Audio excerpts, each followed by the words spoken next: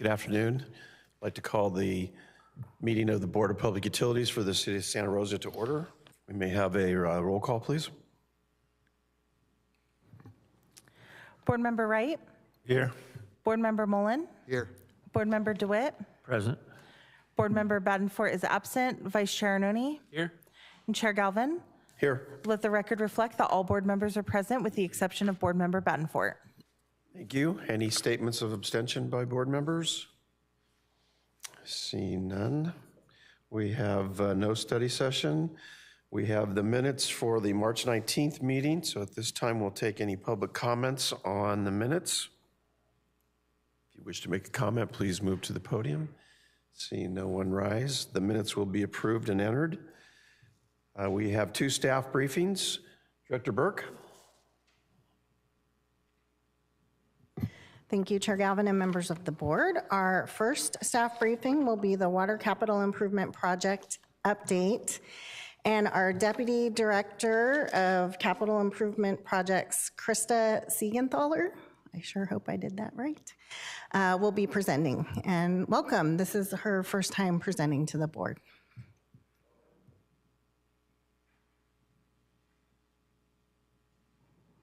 Thank you.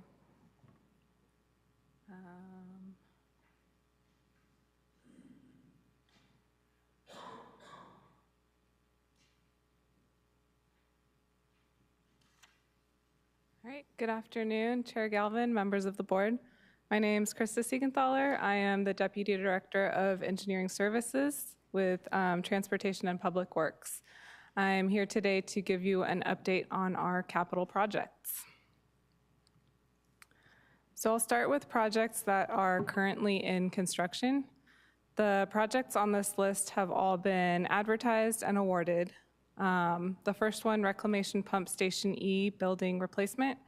We have finished the foundation work for this project. It's out at LTP, and we're currently awaiting the prefabricated building components before moving forward. Country Manor Sewer Lift Station, you may remember this project from when it bid back in September. It had some materials with long lead times, but it will soon be getting underway. And that project will be upgrading the station to 3-phase power and adding a new backup generator. Rock Creek Sewer, Water, and Storm Drain Improvements. This project is the one that's over in the vicinity of Montgomery High School. This one has been ongoing and will actually be wrapping up in the next couple of weeks.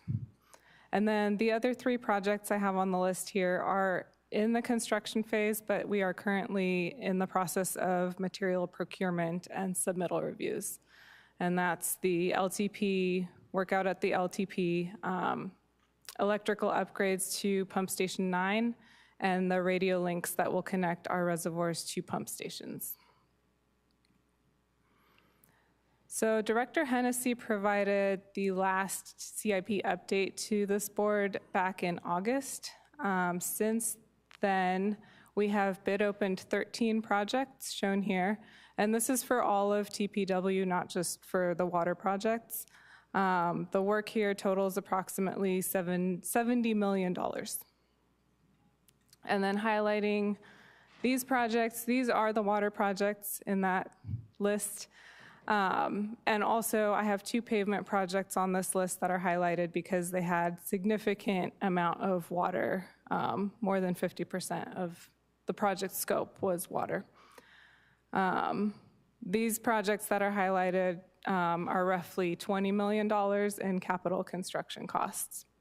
And the Robles trunk lining, phase 1 is on this list. That one bid opened a couple of weeks ago and is on your agenda today for contract award. So looking ahead, we have several upcoming projects for advertisement. The Fulton Road sewer main improvements and the Delta Pond standby generator, those 2 projects will be going out for advertisement in the next month. The seismic upgrades and improvements project, we're targeting a May advertisement date. And then looking into the summer, we will have the LTP annex boiler replacements, Kelly Farm mitigation bank, and the Laguna treatment plant flood protection that we're targeting to advertise this summer. Kelly Farm Mitigation Bank is going to provide mitigation credits for some of our other water projects. So this one is a key project for us to get out into construction as soon as possible. And then looking towards the end of 2026, we have the Santa Rosa Water Consolidation Project. We're replacing variable frequency drives at some of our pump stations. And then we have 3 sewer water projects that we are all of these were in the design phase currently and planning to advertise by the end of 2026. So this slide shows just our year-over-year project delivery. So we closed out 2025 with 17 projects advertised and awarded. To date in 2026, we have bid opened 8 projects. We have at least 3 upcoming in the next month or 2. So big takeaway from this is we are increasing the amount of projects that we are delivering. Hopefully we will keep that momentum going too. And then lastly, I just wanted to give a shout out to the Lower Colgan Creek Restoration Phase 3 project team. This project recently won a 2026 APWA award from the Northern California chapter in the category of environmental project. The ribbon cutting for this project is scheduled for May 14th. And that concludes my presentation. Thank you. Thank you very much. We'll open it up for any board member questions or comments. Board Member Mullen? Thank you. Thank you for that update. It's a very robust program. I can see you and your staff are going to be busy. I noticed, and maybe I'm getting ahead of us because it's on the agenda, the Los Robles. We only got 1 bidder, I believe, in that project. On Robles? The Robles one? There were And I don't want to 2 get ahead of the agenda, but We had 2 bidders. 2. Yeah. I'm sort of surprised at these big projects. I mean, they're multi-million-dollar projects, and we're not getting doesn't appear we're getting a big response to those. Is this a trend? Is it the industry trend, or is it because we're up here and we're not down in the immediate Bay Area, or what are we finding with that? So I can't say for certain, but a number of the projects that we have bid open this year have had more bidders. 5, 6 bidders is what we're seeing, and they are mostly coming in under the engineer's estimate with several exceptions. But I suspect that the trunk lining may be more specialized work, so I think there isn't as many contractors out there as there is for like your average pavement project. And so I would suspect that's why we only had 2 bidders on that project. And again, I understand bidding cycling too, how sometimes we look like geniuses, they come in 20% under the estimate, and other times it's 20% over. I understand that too. It's just that the numbers sometimes look paltry for a project of the sizes that we're putting out. But I appreciate the information. Thank you. Board Member DeWitt? Yes, thank you. This is a bit more in depth on the Lower Colgan Creek restoration. I'm a person who really appreciates creeks, and I was around when they were first beginning this. This picture shows me that essentially they denuded everything, changed the pre-existing path, which had been changed once before because it had been a flood control project, and they straightened the creek. Now you've added meanders back in. So the picture looks as if everything was taken away and the new folks have put new things in. Is that the approach that's taken on most riparian corridor revitalizations or restorations? I'm not sure I can completely speak to that. I mean, my understanding is that this was done in line with how most riparian restorations, especially going from a concrete channel to a natural creek, that is how these projects are typically designed. Thank you kindly. Yes, Assistant City Manager. Krista, great. Thanks for bringing this information forward. I kind of want to follow up on Director Mullins or Board Member Mullins' comments. And my understanding is even outside of the water projects, a number of bids have come back very favorable. And I don't want that to go unnoticed. And so I don't know if there's more that you can say about just the bid environment and the numbers of contractors we're starting to see come back in, as well as the really good bids that we're starting to see. I give lots of credit to the team, and I just want to make sure that you get the opportunity to express that. Thank you. Yeah, I think there's a number of factors that affect the bidding prices. Obviously, number of contractors. If we see more contractors, we get better bids. I think time of year has a effect. And then, yeah, I guess that's all I really have. Yeah, thank you. Yeah, well, I'll just end by saying very well done to the team. I think you've done a really great job of adjusting and changing how we do business to the benefit of the organization, both on the general fund and the water side. Thank you. Other board member questions, comments? We'll open it up now for public comment on this matter. If you wish to make a comment, please move to the podium. All right, seeing no one rise, thank you very much for your presentation. Well done. Item 6.2 is our second staff briefing. Director Burke. Thank you, Chair Galvin and members of the board. Our second staff briefing is the Earth Day 2026 at Courthouse Square. And Jen Nesbitt, our research and program coordinator, will be presenting.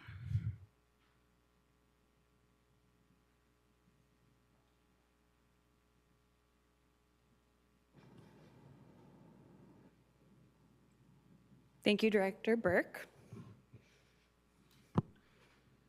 Good afternoon, Chair Galvin and members of the board. My name is Jennifer Nesbitt, and I'm the Research and Program Coordinator for Santa Rosa Water's Energy and Sustainability team.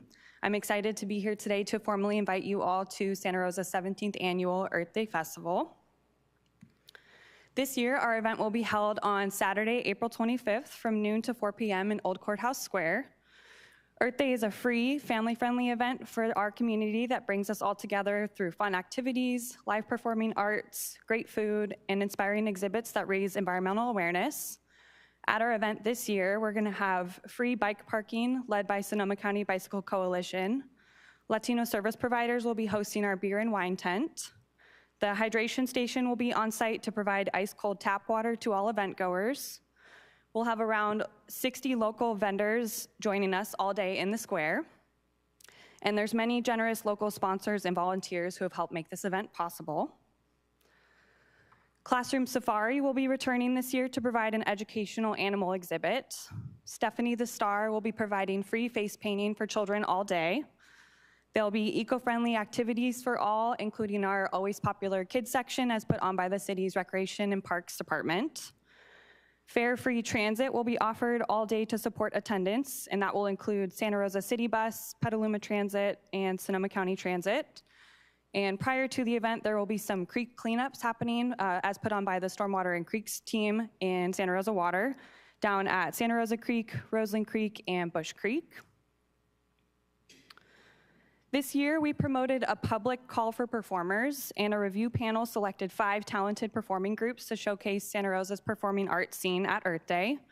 Our schedule is as follows, and we'll be welcoming the Sonoma County Pomo Dancers, Jim Ocean Band Trio, Redwood Country Cloggers, Illuminate Dance Academy Children's Group, and Sebastian St. James Band. We will also have Wine Country Radio doing a live radio show during the event to promote people to come down to the square. And they'll be putting on some interactive games in between the performances as well. This year, a local community art group through the Santa Rosa Urban Arts Partnership obtained a grant and has organized an Earth Day procession of artwork that they've created from Juilliard Park down into the square. They will be walking or biking in with their recycled art pieces and then displaying them during the event.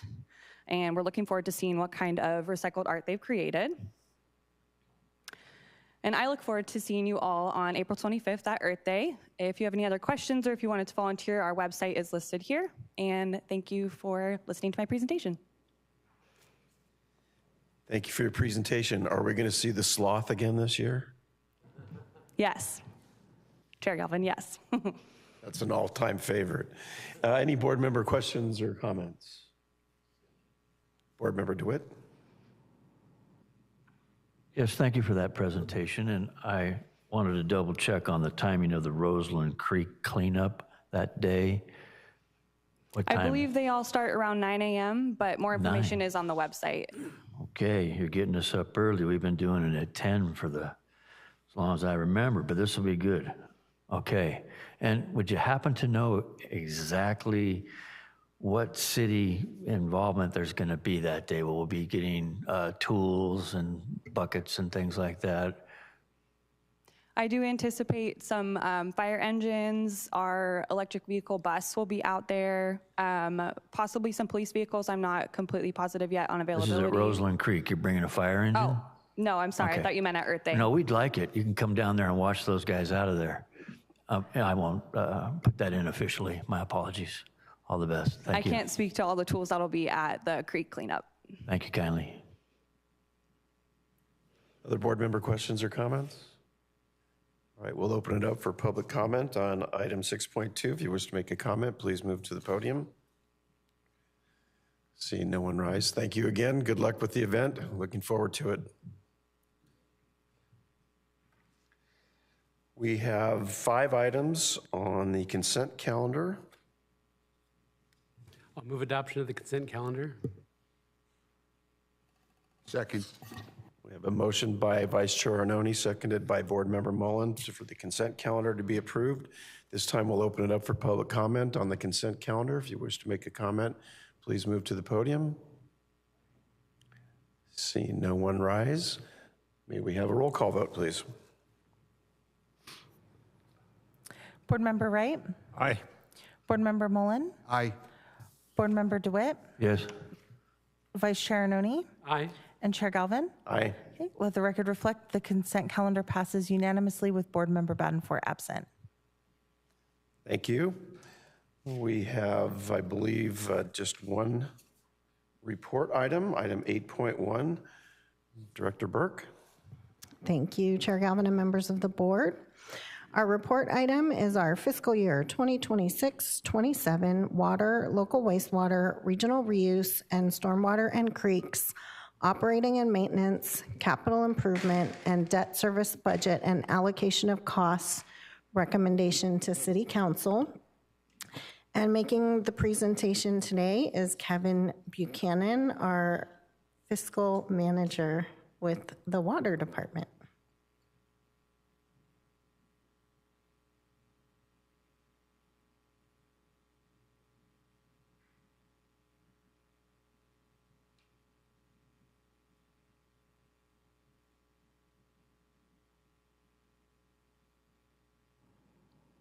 Okay, thank you, Director Burke. Good afternoon, Chair Galvin, members of the board. I'll be filling in for Deputy Director Harvey. My name is Kevin Buchanan, and we'll be going through some assumptions, and then we'll be looking at the budgets for all the different funds, a CIP review, the remaining budget schedule, and then get to the recommendation.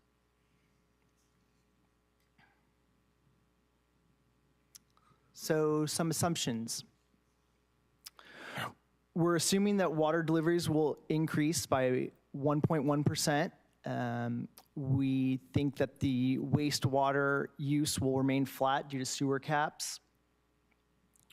We're budgeting our revenues based on our 6% and 5% rate increases that will take effect for the water and wastewater respectively as of July 1st, 2026.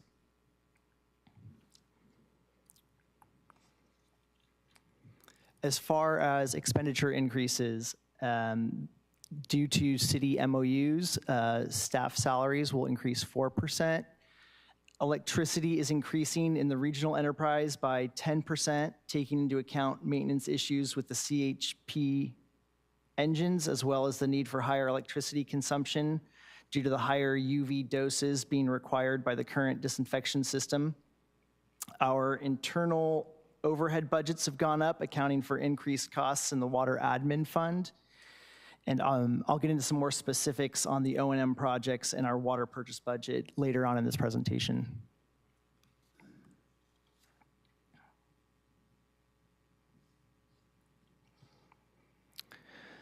So we're seeing modest O&M increases for each of our operating funds, with the largest increase in the water fund mostly attributable to the Sonoma water wholesale rate increase. Stormwater and creeks are only increasing by 1.6% in aggregate, with about 23% of funding provided by the general fund.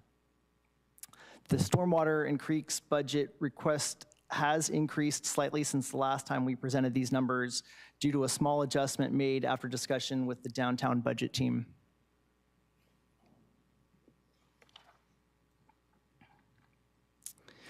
This is a new chart that we have added at Vice Chair Arnoni's request, and it shows total department-wide revenue for next year. It's inclusive of the general fund contribution to the Stormwater and Creeks enterprise, as well as the city's special revenue funds used to support Stormwater and Creeks CIP.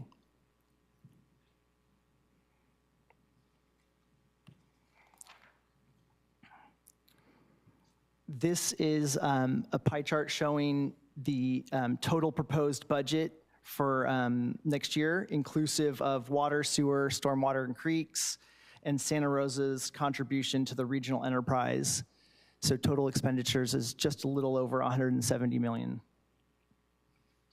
Personnel costs and wholesale water purchases continue to be our largest O&M expenditure categories.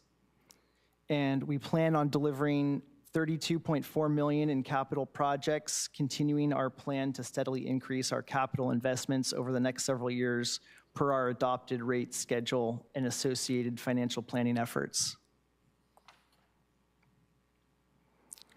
Taking a look specifically at the water operations,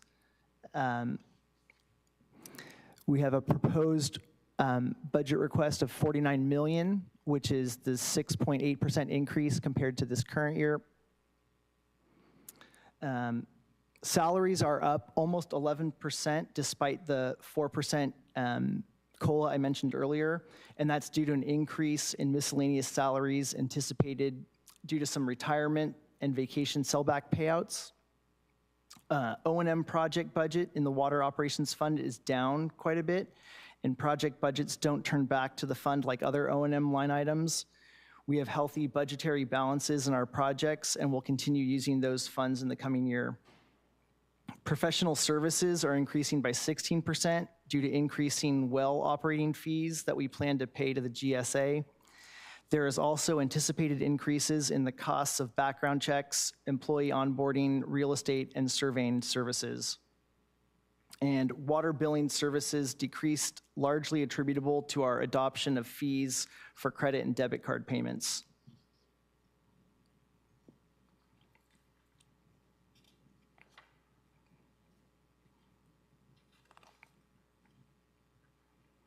The two main factors affecting our water purchase budget are water delivery volumes and changes to the Sonoma water wholesale water rate.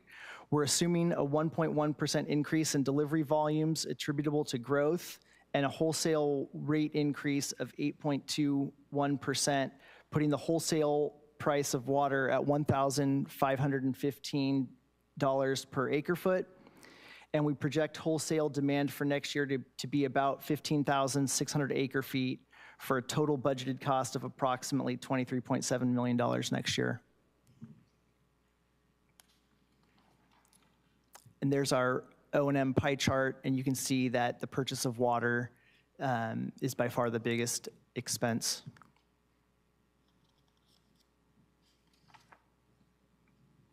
Turning to the wastewater operations, O&M expenditures in the local wastewater fund are essentially flat as compared to last year. We're seeing savings in the water billing category, just as we were in the water fund, which is again attributable to reduced payment processing charges. And we're also seeing a nice reduction in insurance premiums, which is a welcome change after absorbing a 75% one-year increase in this line item a year ago. The miscellaneous category is seeing a nearly 9% reduction for next year, largely due to the fact that rental equipment for maintenance of the West College facility is not being budgeted for next year.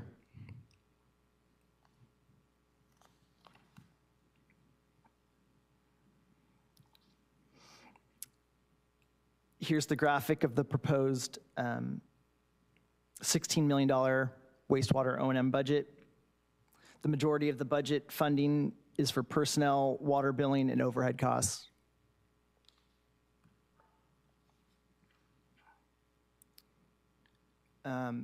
Moving on to the regional operations, we're proposing a total O&M increase of 3% for the regional enterprise. Our total budget request is hedged by a sharp reduction in funding requests for O&M projects due to projects having significant carryover budget to absorb spending.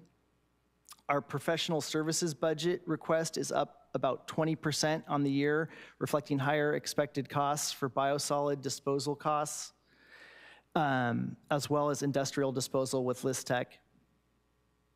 Vehicle costs are up about 18% as we are increasing vehicle replacement contributions to ensure sufficient funding for future vehicle purchases.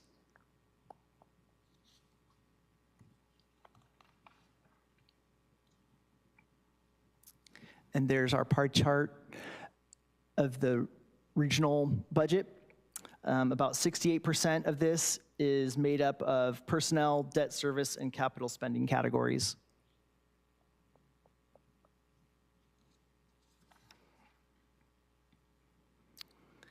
This is a table we always show of the refund reserve history for Santa Rosa and its partner agencies. These totals are accurate from June 30th, 2025. As agreed by the partner agencies, we took an item to council last Tuesday to appropriate approximately $7.5 million of these funds to fund the remainder of the UV disinfection system replacement project. So we expect this balance to reflect that reduction at the end of the current fiscal year.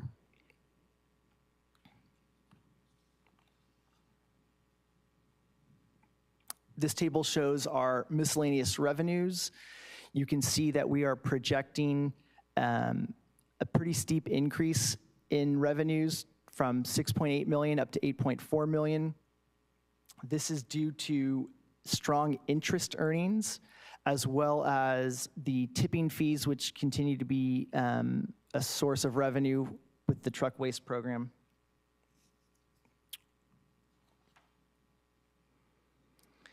And this table here kind of helps show how we get to agency contributions. So what we're looking at here is up at the top, we have our operating expenditure request of $54.6 million. Then we add in the $13 million of cash funded CIP, and we need an extra $1 million to get the operating reserve to the level it needs to be at for a total operating budget of $68.6 million. We then at the bottom take out the $8.4 million in revenue we expect, and that leaves the total agency contributions at $60 million. And then we look at flow rates to help determine the percentages, and that leads us to this table, and in particular that total 26, 27 blue column will show what every agency's contributions will be for next year. You can see that the partner agencies, for the most part, are about 1% to 2%. Katati is actually going to be slightly down compared to last year, what their contribution will be.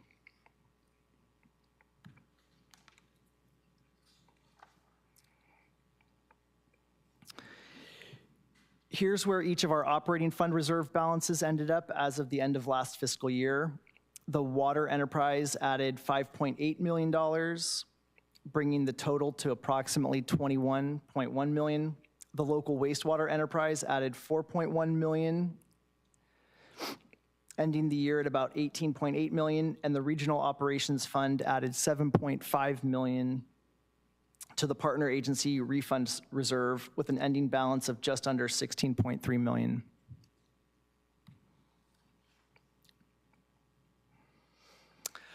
Our proposed budget for the Water Enterprise Fund included revenues of $64.2 million against total budgeted expenditures of $70.7 million, resulting in a net budgetary deficit of $6.5 million.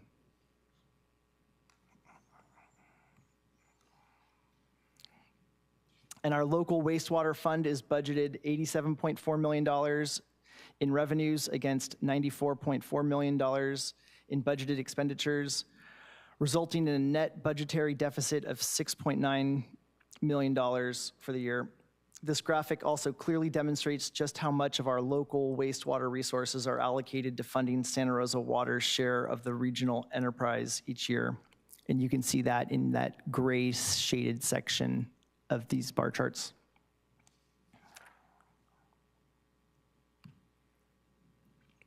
And then lastly, stormwater and creeks is only increasing 1.6% in O&M budget for next year, driven by increased personnel and IT costs. These cost categories are uncontrollable. These increases are being tempered by significant reductions in professional services and fleet costs.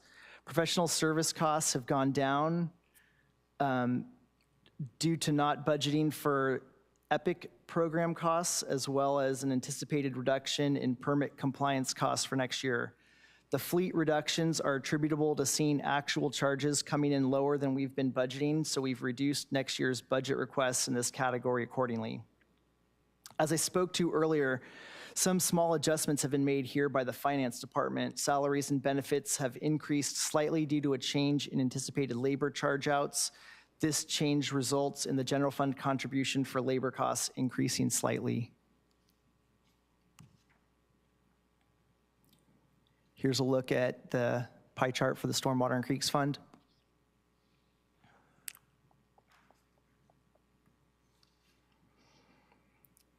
And then looking at reserve levels, our stormwater enterprise ended the year at $728,000 in fund balance, with FY 24-25 operations having consumed approximately $10,000 of their balance.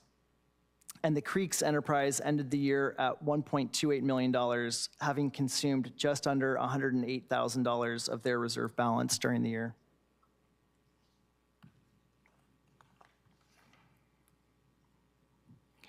These are the proposed funding amounts for CIP. We're going to look to do $16 million for water, $14.7 million for wastewater. Regional continues to go up $1 million a year, so next year it will be $13 million, and stormwater and creeks a little over $1.7 million. We like to show these pie charts, which just kind of give you a sense of what types of projects we plan to spend our CIP dollars on.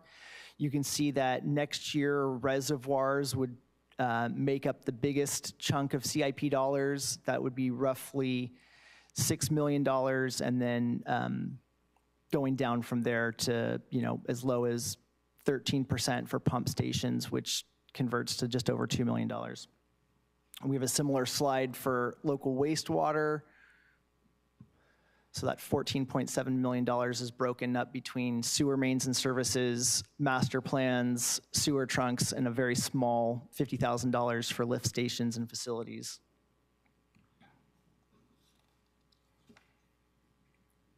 And then the $13 million of regional CIP will go heavily towards plant infrastructure, almost $1 million for the reuse infrastructure, and then $1.5 million for master planning studies and miscellaneous projects.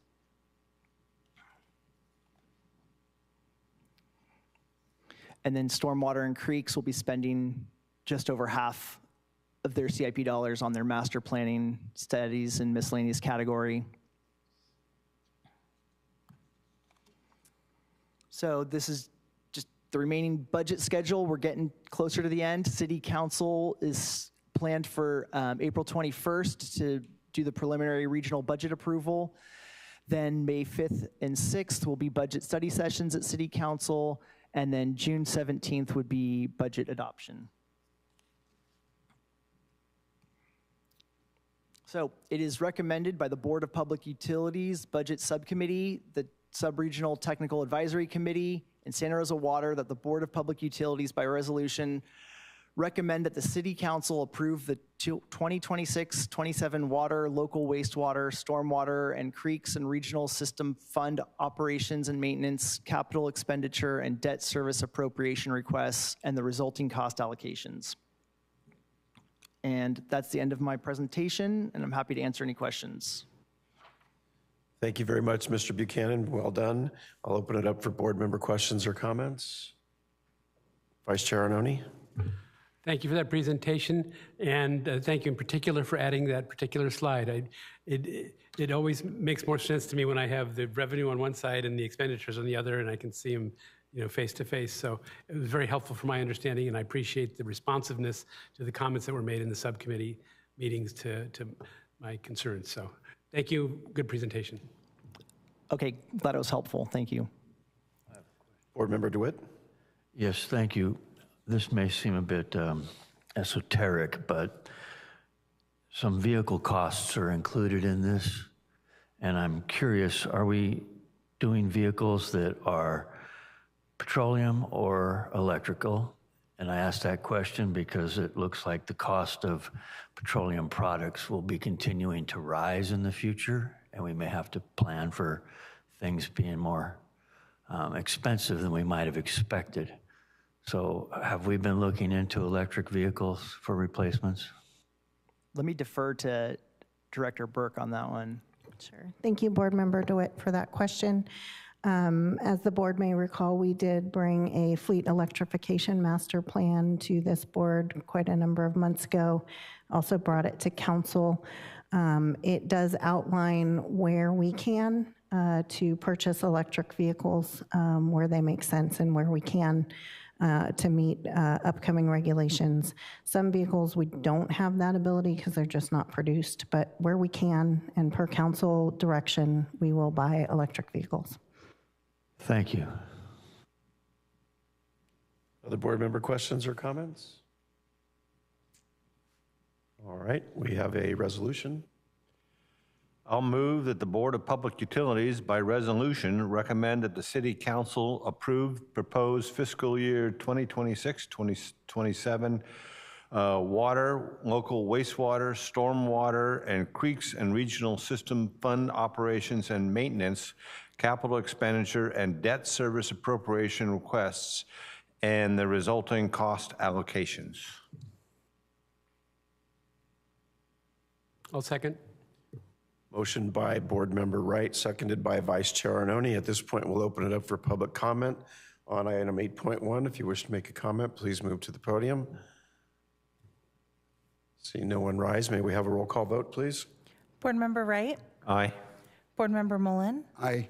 Board Member DeWitt? Yes. Vice Chair Arnone? Aye. And Chair Galvin? Aye. Let the record reflect that resolution passes unanimously with Board Member Badenford absent. Thank you. Item 9 on our agenda is public comments on non-agenda matters. If you wish to make a public comment on a non-agenda matter, please move to the podium. See no one rise. We have no referrals. We have no written communications. I don't believe we have any subcommittee reports. Do we have any board member reports? All right. We'll move to the director's report. Thank you, Chair Galvin and members of the board. First, I just want to take a moment just to say thank you very much to the Budget Subcommittee of the board. I know we ask a lot of you every year, and you all come and serve with just great professionalism, and we greatly appreciate all your great questions and direction, and really helps our budget become better and better every year. So a big thank you personally from me, as well as on behalf of the Water Department, for your work. I also wanted to update the board at your meeting on October 15th of last year. Staff provided a briefing on the annual utility water loss audit that is required by law. And beginning in 2025, in addition to the completion of the annual water loss audit, the city is required to start reporting on progress towards achieving new water loss performance standards that were put into place by the 2018 Making Water Conservation a California Way of Life legislation. And these water loss performance standards are specific to each utility, and we are required to achieve them by 2028. You may recall that we informed the board that we are already on course to be in compliance with our 2028 water loss performance standards, that as of 2024, we had already attained an annual water loss metric that was 25% below the 2028 state mandated target. Also, Santa Rosa Water, thank you to yours and the council's leadership, we're also well below the water loss metrics for other water utilities in the state. So, thanks to the dedication of our local water and sewer operations division, as well as investing in new technologies, AMI, and having a proactive leak detection and repair program, we've been able to achieve these great results. So based on board member feedback, we took that to heart when the board suggested that we needed to tell this story and celebrate this achievement. And so we wanted to share the following video about our water loss efforts that come from your feedback and direction. And we will be running this on our city social media channels, and it is currently available on YouTube. And with that, I believe we have a video to show.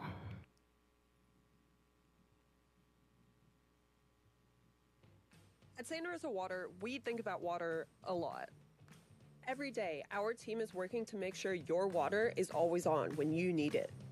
And a key to protecting our precious water supply is to not waste a single drop, including in our own pipes. While we rely on you to find and fix leaks in your home and yard, Santa Rosa Water focuses on finding and fixing leaks in our city's drinking water system. That includes the underground pipes, the pumps, and the water supply facilities that your water goes through before it reaches your tap. And fixing leaks is something that we're pretty good at here at Santa Rosa Water. Our highly trained and skilled team works around the clock to monitor, maintain, and repair our community's drinking water system.